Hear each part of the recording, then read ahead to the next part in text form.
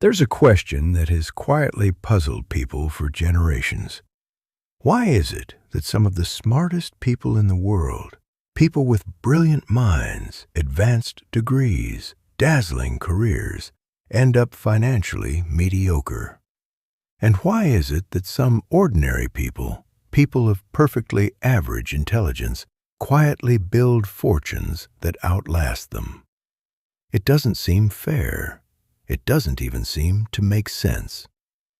We are taught from childhood that intelligence is the key that unlocks everything. The smartest kid in class is supposed to win. The genius is supposed to come out on top. But when it comes to building wealth, something strange happens. The rules invert. The genius often loses, and the patient, disciplined, unremarkable person often wins. Because investing is not an IQ test, it never was. It is a test of temperament. It is a test of patience. And patience, it turns out, is a far rarer and far more powerful asset than raw intelligence. Tonight I'm going to show you exactly why this is true. Why the most brilliant minds so often sabotage themselves. Why doing almost nothing for a very long time beats doing something clever every day. And why the single most valuable trait you can develop as an investor isn't a higher IQ. It's the almost superhuman ability to sit still, to wait, and to let time do the heavy lifting. By the end of this, you'll understand why the slowest path is very often the fastest one. Let's start with the uncomfortable truth about intelligence. Being highly intelligent can actually be a disadvantage in investing. And once you understand why, you'll see it everywhere. A brilliant mind craves activity. It wants to analyze, to solve, to act. It sees patterns, real ones and imagined ones. It builds elaborate theories, and it has a deep, almost unbearable need to use all that horsepower. Tell a genius to sit still and do nothing for 10 years, and you are asking him to ignore the very thing that makes him feel valuable. So he doesn't sit still. He tinkers, he trades, he jumps from one clever idea to the next. He's convinced that with enough brain power, he can outsmart the market, time the perfect entry, find the trick that everyone else missed. And here's the trap. All that activity feels productive. It feels like work. It feels like exactly what a smart person should be doing. But in investing, activity is usually the enemy. Every time you act, you introduce a chance to be wrong. Every clever move is a roll of the dice. The more often you play, the more often the odds grind against you. The genius, in his need to be brilliant, trades his way out of the very wealth that patience would have handed him. There's a deeper problem, too. Intelligence breeds overconfidence. The smarter you are, the more easily you can convince yourself of almost anything.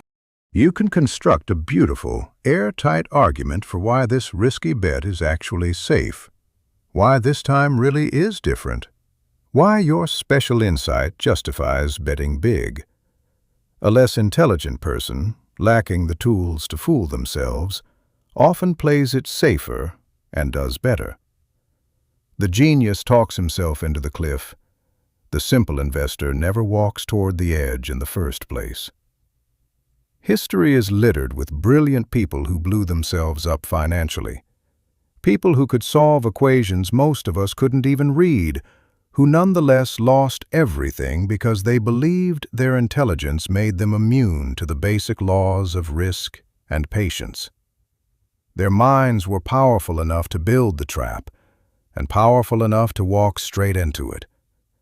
And that brings us to the force they all underestimated. The one thing no amount of intelligence can replace. That force is compounding. And it is, without exaggeration, the most powerful force in all of finance. The trouble is that it's almost impossible for the human mind to truly feel how powerful it is. We are wired to think in straight lines. Compounding does not move in straight lines. It moves in a curve that stays flat and boring for a long, long time, and then explodes. Let me give you the classic illustration. Imagine a pond with a single lily pad on it. Each day the lily pads double. 1 becomes 2, 2 becomes 4, 4 becomes 8. Now suppose the pond is completely full on day 30. Here's the question that breaks people's intuition. On what day was the pond half full? The answer is day 29. For 29 days, the pond looks mostly empty. A casual observer would say nothing is happening. And then, in a single day, the last day, it goes from half full to completely covered. All the drama, all the visible result, happens at the very end. But it was only possible because of the 29 quiet days that came before. This is exactly how wealth compounds. For years, sometimes for decades, it looks like almost nothing is happening. You invest patiently, you let it grow, and the numbers crawl forward so slowly that it's painful. Your friends who gambled and got lucky seem to be doing better. You start to wonder if it's even working. And then, somewhere along the curve, the growth becomes undeniable. The gains start producing their own gains. The snowball rolling downhill becomes enormous. And the person who simply waited, who did almost nothing while the magic worked beneath the surface, ends up with a fortune. But here is the catch, and it's everything. Compounding only works if you leave it alone. It only rewards those who do not interrupt it. The genius who keeps tinkering, who pulls his money out at the first sign of fear, who can't resist jumping to the next clever idea, he breaks the chain. He resets the curve back to flat again and again, and never reaches the explosive part. The patient investor, who simply refuses to interrupt the process, lets the curve run all the way to the end. Same starting point, wildly different outcomes, and the only variable that mattered was patience. This leads us to one of the most important truths in all of investing, and one that almost everyone gets backwards. It is not about timing the market. It is about time in the market. The clever investor is obsessed with timing. He wants to buy at the exact bottom and sell at the exact top. He believes that with enough skill, he can dance in and out, dodging every downturn and catching every rise. It's a seductive fantasy because it flatters his intelligence. But in reality, it is nearly impossible to do consistently, and the attempt usually does enormous damage. Because to time the market, you have to be right twice. Once when you sell, and once when you buy back in. And the human mind is almost perfectly designed to get both wrong. We sell in fear when things look darkest, which is usually near the bottom. And we buy in greed when things feel safest, which is usually near the top. We do the exact opposite of what we should. There's a well-known and sobering pattern in market history. A huge portion of the market's long-term gains come from a tiny handful of its best days. And those best days have a cruel habit of clustering right next to the worst days, in the middle of the panic, exactly when the nervous investor has already fled to the sidelines. So the person who tries to dodge the bad days almost always misses the best ones too. He jumps out to avoid the storm and isn't there for the rainbow. Miss just a few of those explosive days over the years, and your returns can collapse to a fraction of what they would have been if you'd simply done nothing. This is the great irony. The investor who never tries to time anything, who just buys good assets and holds them through every storm, quietly outperforms the brilliant trader who's constantly trying to be clever. Not because he's smarter, precisely because he doesn't try to be. He removes himself from the game of prediction entirely. He accepts that he cannot know the future, and in that humble acceptance, he wins. Time in the market, calmly and patiently, beats timing the market almost every single time. Think about what timing actually demands of you. It asks you to overcome your own emotions, not once, but endlessly, perfectly, for the rest of your investing life. It asks you to feel maximum fear and act with cold logic anyway, and then, months later, to feel maximum comfort and somehow resist it. No one does this reliably. Not the professionals with billion-dollar budgets and armies of analysts, and certainly not the individuals staring at a screen at midnight. The dream of timing is the dream of control.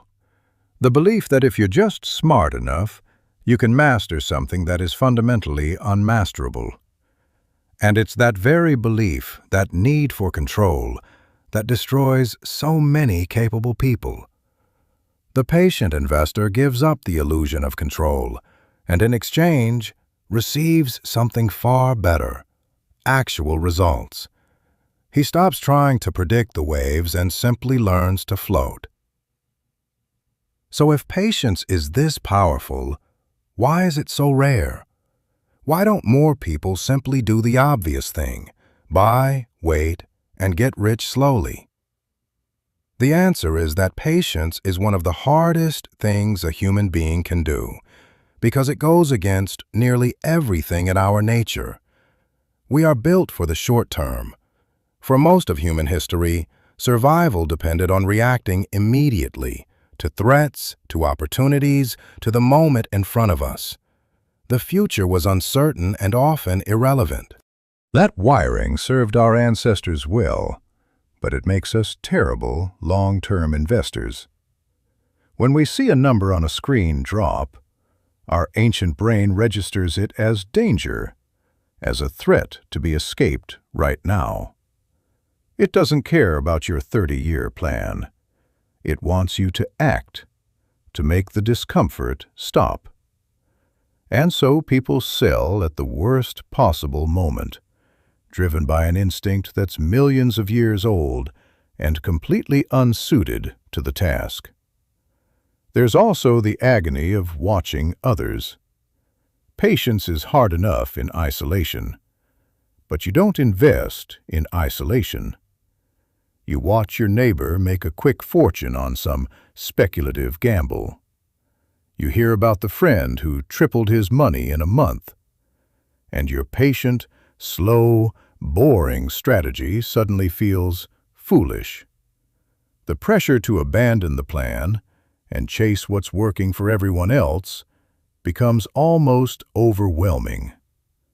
This is when most people break. They throw away years of discipline to jump on a trend at exactly the moment it's about to collapse. The patient investor has to develop a kind of emotional armor, the ability to watch others seem to win and feel no urge to follow. And then there's boredom. This may be the most underestimated enemy of all. The correct strategy, most of the time, is breathtakingly boring. Buy quality. Wait. Do nothing. Wait some more. There's no excitement in it, no story to tell at dinner, no thrill of action. And human beings hate boredom. We will sabotage a perfectly good plan simply to feel like something is happening. The great investors learned to make peace with boredom. They understood that in investing, boredom is not a bug, it's the entire point. If your investing is exciting, you're probably doing it wrong. The patient ones found their excitement elsewhere and let their money grow in peaceful, profitable silence. Now you might be thinking, that's all well and good, but I'm not naturally patient. The good news is that patience in investing is not really a personality trait you're born with. It's a system you can build. And the secret is that you don't conquer your impatient emotions by willpower. You design your life so those emotions have far less power over you. The first tool is automation. Remove yourself from the decision entirely. Set up your investing to happen automatically, the same amount, at the same time, every single month, no matter what the market is doing, no matter how you feel. When the decision is automatic, your fearful, greedy, impatient brain never gets a vote. You're not relying on discipline in the moment because the moment has already been decided in advance by the calm and rational version of you. Automation is how ordinary people quietly become wealthy without ever having to win a daily battle against their own emotions. The second tool is to stop watching. One of the worst things you can do is check your investments constantly. Every time you look, you give your emotions another chance to panic, another opportunity to do something foolish. The more often you check, the more volatility you see, and the more painful the whole thing feels, even when nothing is actually wrong. The patient investor checks rarely.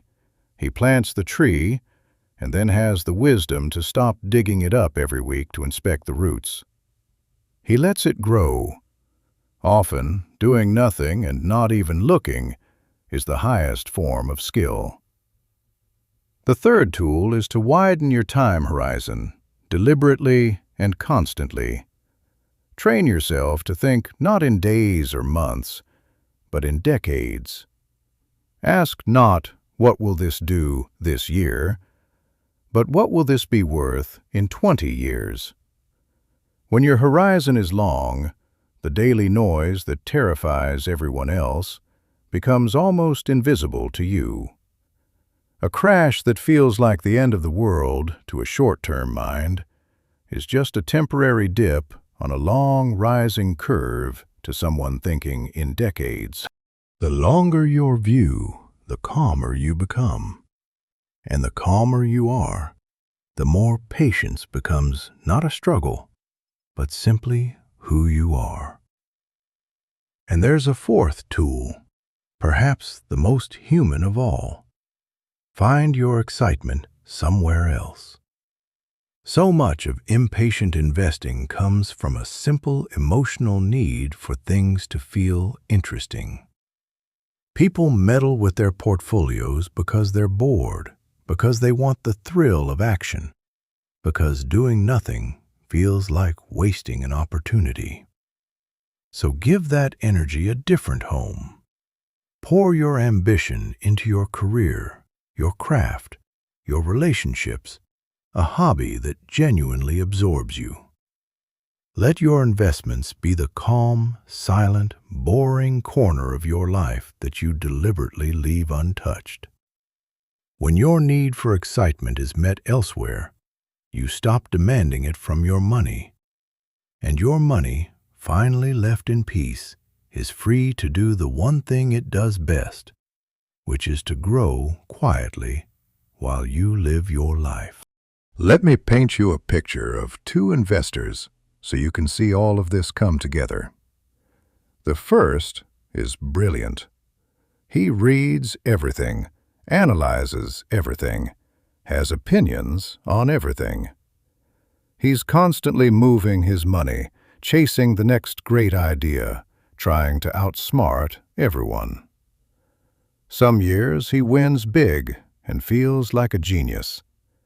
Other years he loses badly and tells himself he just needs to be cleverer next time. He's always busy, always stressed, always certain that the perfect move is just one more analysis away. And after 30 years of frantic brilliance, he looks up and finds, to his quiet shame, that he has not done particularly well. All that intelligence, all that effort, and the curve never got to run because he never stopped interrupting it. The second investor is unremarkable. She's not the smartest person in any room, but years ago she made a simple decision. She would buy good assets, invest the same amount every month automatically, and then she would essentially forget about it. She didn't try to time anything. She didn't panic in the crashes. She barely noticed them because she rarely looked. She didn't chase the hot trends her neighbors bragged about. She was, frankly, boring. And while everyone else was busy being clever, the silent miracle of compounding worked beneath the surface of her life, year after quiet year. And after 30 years, that ordinary, patient woman is wealthy. Genuinely, deeply wealthy. Far wealthier than the genius who never stopped trying. This is the lesson that the financial world doesn't advertise because there's no money in it. There's nothing to sell you in, buy good things, and wait. The truth is humble and almost disappointing. You don't need to be brilliant. You don't need secret information or a special gift. You need to start, you need to be patient, and you need to have the rare strength to do nothing while the magic works. Intelligence is common, and it's overrated. Patience is rare, and it's everything. So here is what I want you to take with you. The market does not pay you for your IQ. It pays you for your temperament. It transfers wealth slowly and surely from the impatient to the patient, from the clever people who can't sit still to the calm people who can. You don't have to be the smartest person in the room. You just have to be the most patient. Plant the seed, protect it from your own restless hands, and then have the courage and the wisdom to wait. Because in the end, time rewards the patient far more generously than it ever rewards the brilliant.